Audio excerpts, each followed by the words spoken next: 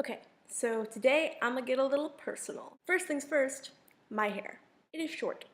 Very short. It has literally never been this short since it first grew past this length when I was a tiny child. I've always wanted to try the short hair thing, especially after I started identifying as queer, but there was a long time when I didn't realize that center parts in my big round head were terrible, and I thought I would look super fat and my neck would look non-existent and whatever. However, thanks to Hair for Hazel, it grows back, and some awesome encouragement from the Fat Girl Short Hair Tumblr, I have finally built up the courage to chop it all off, and I am so happy with my decision. This is my ponytail. I haven't had a chance to mail it yet, so unfortunately, I can't show you my hair right now because I spent 18 out of the last 24 hours either asleep or wishing I was asleep in my bed, and it's a mess under this hat right now, but I have pictures. Midori got a haircut.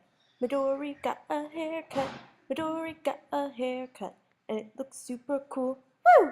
Cool. Yes, hair. So one of the big reasons I wanted to try a new look for my head is that I am in the process of taking a year off of school. I'm trying to figure out how I want my life to happen, and I need something that makes me feel and think differently. So trying new styles of hair and clothes is really important to me, even though it may seem superficial. I will be living and working in New Hampshire for the next year and desperately trying to spend time with all of the wonderful people I have met in Providence. Pretty much every person I've spoken to so far about this has asked why I decided to take time off, especially since the decision was made after the end of the spring semester. The main reason is that I have had issues with motivation, and this is not a new thing. It's been a problem for years, and I've never tried to deal with it because I've always just thought of it as me being lazy and terrible. So this is sort of the cycle that I went through. First, I would get busy not doing things I needed to be doing. Second, I would start hating myself because I was not doing those things. But that would make me less likely to do those things because I was busy just hating on myself. So all that junk got compounded with other effects of my depression, including sleeping problems, particularly sleeping too much, and within the last year, not being able to wake up to alarms even for things that I deeply felt were important and I wanted to do. Physical discomfort and pain, overeating, crying when I felt any strong emotion, and some other fun stuff that happens when I get into a really bad place that I don't want to tell the whole internet.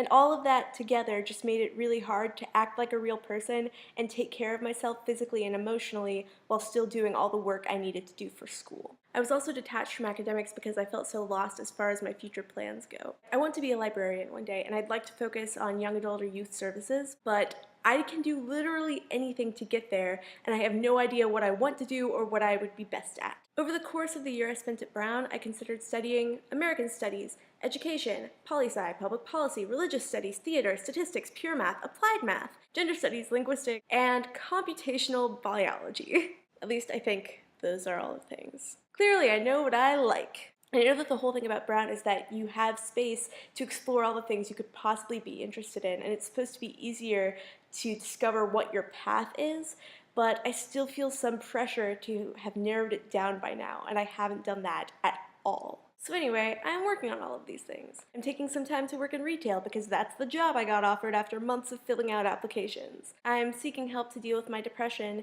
and trying to be more mindful of how it affects me and my interactions with others, and taking pills, which so far help with the more physical symptoms I experience. I'm also really lucky because during my last few months at Brown, I fell into the most wonderful community of friends and chosen family I could have ever asked for. I have friends who have had similar experiences as me, friends who are wise enough to give me good advice even if they haven't, friends who are brilliant and entertaining and magnificent and remind me of all the good things in life, friends who will stay close to me during my bad times and my good times no matter what, and even a friend who's in almost the exact same situation as me right now. And I know that all these beautiful and perfectly imperfect human beings will be there for me when I desperately need them and when I want to just have a nice night of board games. Right now, that's one of the most important parts of how I'm dealing with the struggles I've been having. The support they give me is affirming and the greatest feeling I could ask for, and I'm not sure I can make it through this year without them. I am nervous and terrified about the year ahead of me, and I wish I could simultaneously spend it all on my own being an actual adult and taking care of myself,